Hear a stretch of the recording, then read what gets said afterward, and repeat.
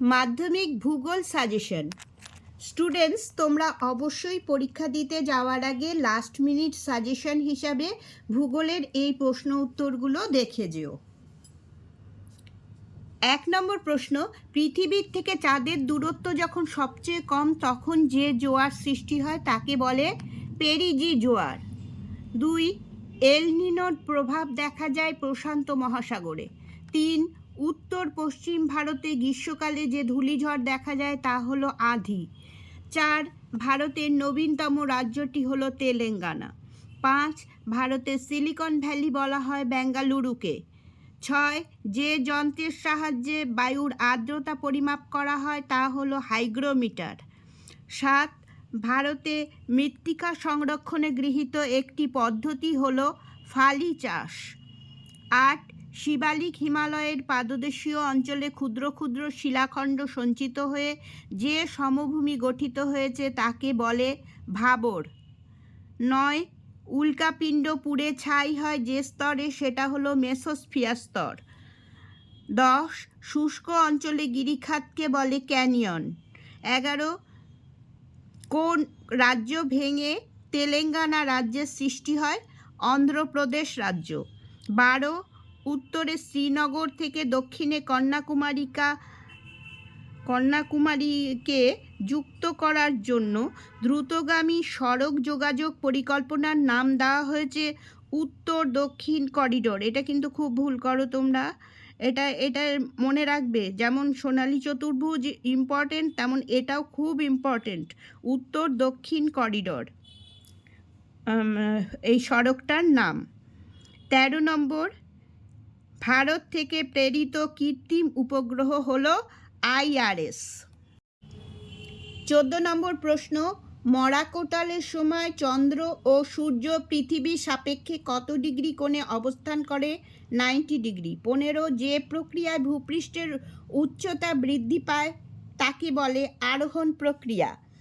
16, পার্বত্য হিমবাহের পৃষ্ঠদেশে সৃষ্ট গভীর ফাটলগুলোকে বলে ক্রেভাস।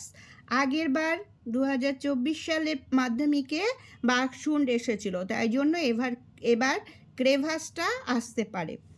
17, পৃথিবী ও চাঁদের মধ্যে দূরত্ব সর্বাধিক হলে তাকে বলে অ্যাপোজি। 18, বার্ষিক উষ্ণতার প্রসার সবচেয়ে কম থাকে নিরক্ষীয় জলবায়ু অঞ্চলে। তোমরা এই উষ্ণতার প্রসার ব্যাপারটা অনেকে বোঝো না, সেই জন্য পড়তেও চাও না। উষ্ণতার প্রসার খুব সোজা ব্যাপার, সেটা হচ্ছে দিনের বেলা উষ্ণতা এবং রাতের বেলার উষ্ণতার পার্থক্যটা কম থাকে নিরক্ষীয় জলবায়ু অঞ্চলে। যেমন ধরো, দিনের বেলা যদি 40 ডিগ্রি তাপমাত্রা হয় তাহলে রাতের বেলায় খুব জোর কত হবে? 37, 38 এরম ডিগ্রি হবে, খুব একটা বেশ কমে না। হ্যাঁ, আর কিন্তু মরু অঞ্চলে দেখা যায় শীতকালে ধরো দিনের বেলা উষ্ণতা 50 ডিগ্রি সেন্টিগ্রেড আর রাতের বেলা উষ্ণতা 0 ডিগ্রিতে নেমে আসে। তাহলে অনেকটা পার্থক্য। তাই জন্য এটা হচ্ছে প্রসার সবচেয়ে, বার্ষিক উষ্ণতার প্রসার সবচেয়ে কম থাকে হচ্ছে নিরক্ষীয় জলবায়ু অঞ্চলে। আর উল্টো যদি একটা প্রশ্ন আসে যে বার্ষিক উষ্ণতার প্রসার সবচেয়ে বেশি থাকে কোথায়, তাহলে লিখবে মরু জলবায়ু অঞ্চলে। ঠিক আছে, দুটো প্রশ্ন হয় এর থেকে। 19 নম্বর, ভারতের বৃহত্তম বহুমুখী নদী পরিকল্পনা হলো ভাকরা নাঙ্গাল পরিকল্পনা। 20, ভারতে হেক্টর প্রতি ধান উৎপাদনে প্রথম স্থানাধিকারী রাজ্যটি হচ্ছে পাঞ্জাব, কিন্তু মোট ধান উৎপাদনে প্রথম স্থানাধিকারী রাজ্য পশ্চিমবঙ্গ। ঠিক আছে, আর হেক্টর প্রতি ধান উৎপাদনে প্রথম স্থানাধিকারী হচ্ছে পাঞ্জাব। 21, ভারতের রাজ্য পুনর্গঠনের মূল ভিত্তি ছিল ভাষা। 22, অশ্ব অক্ষাংশ অবস্থিত উপক্রান্তীয় উচ্চচাপ বলয়ে, মুখস্থ করে রাখবে এটা। 23, মরু সমপ্রায় ভূমিতে কঠিন শিলাগঠিত কিছু অনুচ্চ পাহাড় অবশিষ্টাংশ ভূমিরূপ হিসাবে থেকে যায়, তাকে বলে ইনসেলবার্জ। 24 নম্বর, ভারতের সর্বাধিক জলসেচ করা হয় যে পদ্ধতিতে সেটি হলো কূপ ও নলকূপ। 25, গোদাবরী ও কৃষ্ণা নদীর বদ্বীপের মাঝে অবস্থিত হ্রদের নাম হলো কোলেরু হ্রদ। 26, সামুদ্রিক লবণাক্ত বাতাস প্রয়োজন হয় ইক্ষু চাষে, এটা মনে রাখবে, খুব ইম্পর্টেন্ট প্রশ্ন। 27 যে প্রক্রিয়ায় অভিকর্ষের টানে উচ্চভূমির ঢাল বরাবর মাটি ও শিলাস্তর নেমে আসে তাকে বলে পুঞ্জক্ষয়। 28 যানবাহনের কার্বন কণা নির্গমন রোধের জন্য ব্যবহার করা হয় স্ক্রাবার। 29 নম্বর প্রশ্ন, সাহারা মরুভূমির লবণাক্ত হ্রদগুলোকে বলে শর্টস। 30 মৌসুমি বিস্ফোরণ প্রথমে দেখা যায় কেরালা রাজ্যে, খুব ইম্পর্টেন্ট প্রশ্ন এবারের জন্য। 31 বায়ুর সঞ্চয়ের ফলে গঠিত সমভূমিকে বলে লোয়েস সমভূমি।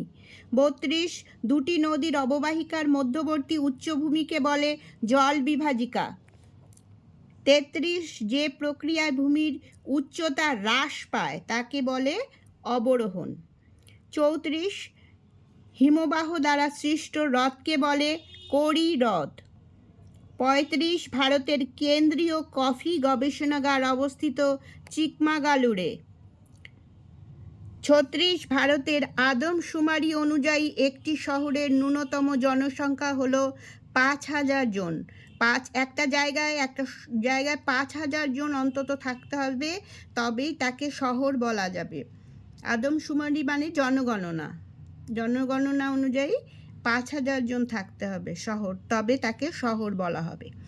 37 ভারতের বৃহত্তম বন্দর শহর হলো মুম্বাই। 38 কোন শহরকে দক্ষিণ ভারতের ম্যানচেস্টার বলে? কোয়েম্বাটোর। 39 কোথায় ভাগীরথী ও অলকানন্দা নদীর মিলনে গঙ্গা নদীর সৃষ্টি হয়েছে? দেবপ্রয়াগে। এই প্রশ্নটা ঘুরিয়ে ঘুরিয়ে অনেক রকমভাবে আসে। হ্যাঁ, কোন কোন নদীর মিলনে গঙ্গা নদীর সৃষ্টি হয়েছে, বা শূন্যস্থানে আসে দেবপ্রয়াগে ভাগীরথী ও ড্যাশ নদীর মিলনে গঙ্গা নদীর সৃষ্টি হয়েছে, এরমভাবে শূন্যস্থান, ছোট প্রশ্ন সবেই খুব আসে প্রশ্নটা। 40 নম্বর প্রশ্ন, শীততাপ নিয়ন্ত্রক যন্ত্র এয়ার কন্ডিশনার ব্যবহারের ফলে বায়ুমণ্ডলে কোন গ্যাস নির্গত হয়? সিএফসি। এটা তোমরা ফিজিক্যাল সায়েন্সেও পড়েছ। 41 ভারতের দীর্ঘতম জাতীয় সড়কটি হলো 7 নম্বর জাতীয় সড়ক। 42 নম্বর ভারতের সর্বোচ্চ গিরিপথটির নাম ডুংরিলা। 43 পৃথিবীর বৃহত্তম ম্যানগ্রোভ অরণ্য কোথায় অবস্থিত? সুন্দরবন। 44 কোন সড়কপথের মাধ্যমে দিল্লি, মুম্বাই, চেন্নাই ও কলকাতা যুক্ত হয়েছে? সোনালী চতুর্ভুজ। 45 সাহারায় বালুকাময় মরুভূমি কী নামে পরিচিত? আর্ক। 46 নম্বর প্রশ্ন, বায়ুমণ্ডলে কোন স্তরে জেট বিমান যাতায়াত করে? স্ট্র্যাটোস্ফিয়ার। স্পেলিংটা ঠিক করে লিখবে, বানানটা ঠিক করে লিখবে। রফলাও আছে আবার জফলাও আছে, সুন্দর করে লিখবে এটা। 47 একটি তেজস্ক্রিয় বর্জ্যের নাম লেখো। ইউরেনিয়াম। 48 ভারতের কোন অরণ্যে সিংহ পাওয়া যায়? গির অরণ্য।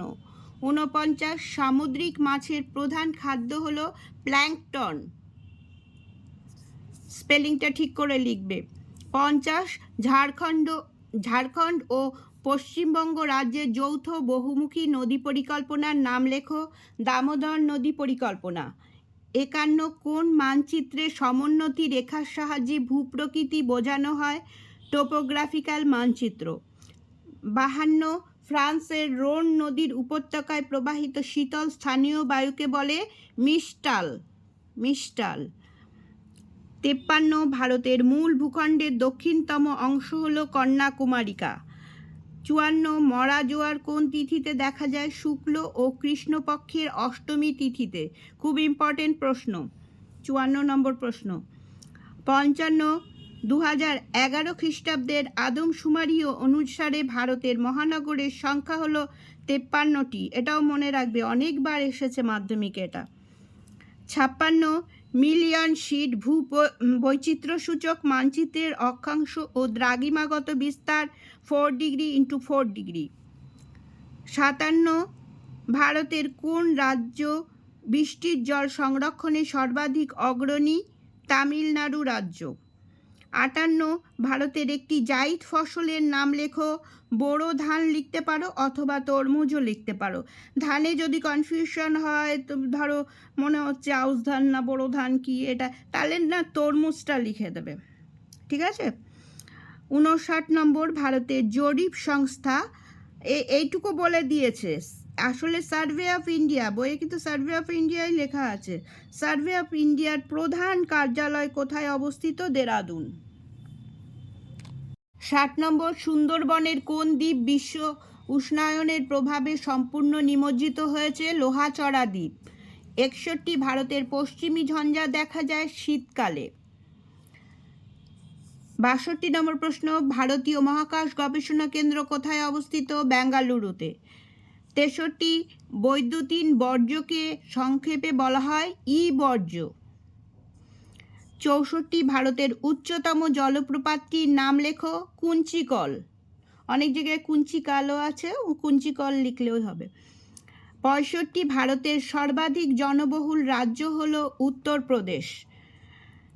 66, পৃথিবীর বৃহত্তম উপত্যকা হিমবাহের নাম হলো হুবার্ড।